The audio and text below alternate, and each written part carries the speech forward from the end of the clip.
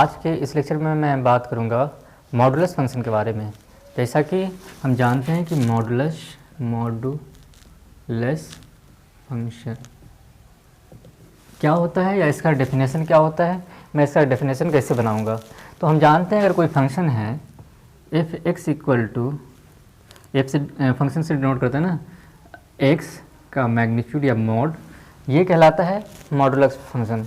इसका क्या फंडा है, जैसे इसका मतलब है कि अगर कोई x की नेगेटिव वैल्यू है तो उसको वो पॉजिटिव बना देती है। वो कैसे बनाएगी, जैसे अगर x की कोई लेस देन वैल्यू है, मैं लेकर देखता हूँ, या x ग्रेटर और इक्वल टू की वैल्यू, तो ये पॉजिटिव को तो पॉजिटिव बनाएगा ही। तो ये हमेशा क्या होगा, जैसे एक लूँगा तो एक का मॉड क्या होगा, एक, दो का मॉड क्या होगा, दो, तो ये हमेशा पॉजिटिव ही रहेगा, तो ये x ही रहेगा।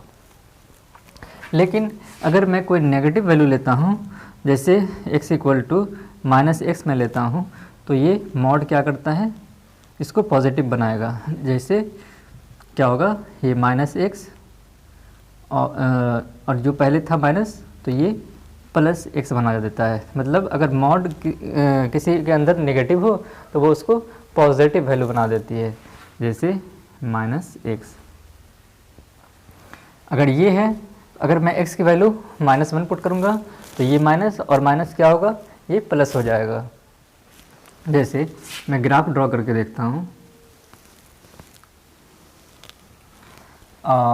ये x एक्सिस है और ये y एक्सिस है, 1 2 3, 1 2 और 3, -1 -2 और -3, 1 2 3 तो अगर x की मैं कोई भी छोटी वैल्यू लेकर देखता हूँ, जैसे मैंने -1 लिया, तो ये मैं -1 लेता हूँ, तो ये क्या करता है, -1 को ये, जैसे मैंने -1 लिया तो क्या होगा, -1, तो ये क्या बना देगा, +1, तो ये हमेशा -1 लिया तो ये 1 आया। अगर -2 लूँगा तो ये -2 और ये मतलब -2 प्लस हो जाएगा 2, तो -2 लिया तो ये +2 आएगा। अगर 0 लिया तो 0 आएगा, 0 इक्वल है तो ये 0। x पे अगर मैं पॉजिटिव लेता हूँ 1, तो वो 1 ही आता है। 2 लूँगा तो ये 2 आएगा।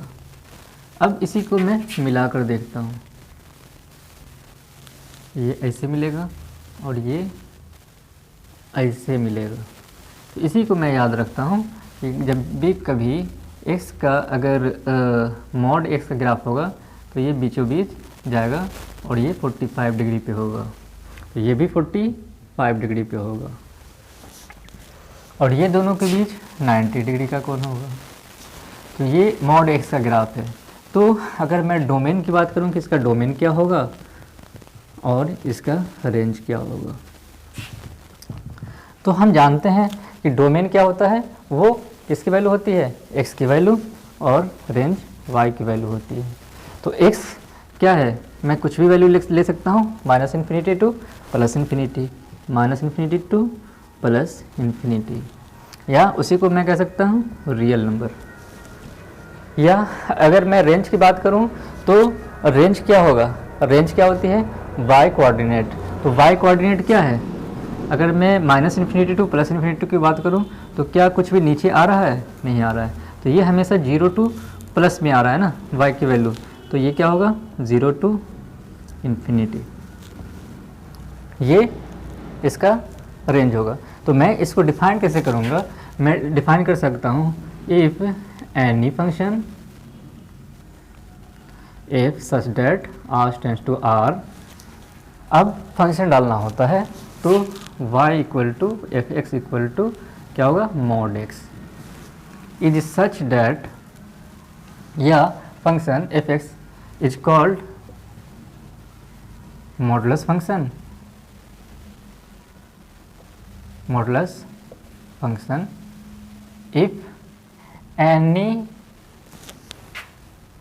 वैल्यू ऑफ x या any negative value of x, any negative value of x gives us a positive value of y is called a modulus function, or domain of this function real number, while range of this function 0 to infinity is called modulus function।